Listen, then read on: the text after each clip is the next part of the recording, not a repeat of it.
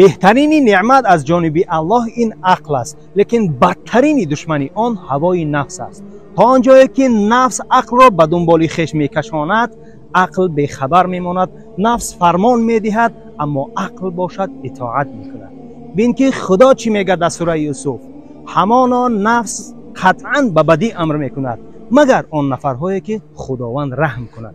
اما متاسفانه امروزها برادرایی بودن که ماشاءالله بودن، کارهای خوب میکردن، کارهای خیر میکردن. صد افسوس که هوای نفس عقلشون را برد.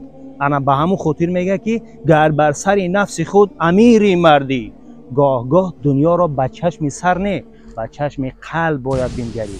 گاه گاه به سوی نفس خود همچون باید مردانه، همچون شیرانه بجنگی. این سخنها حتما که در تمام عصر صاحبش می آورد. این تیر انشاءالله که به هدف خواهد رسید.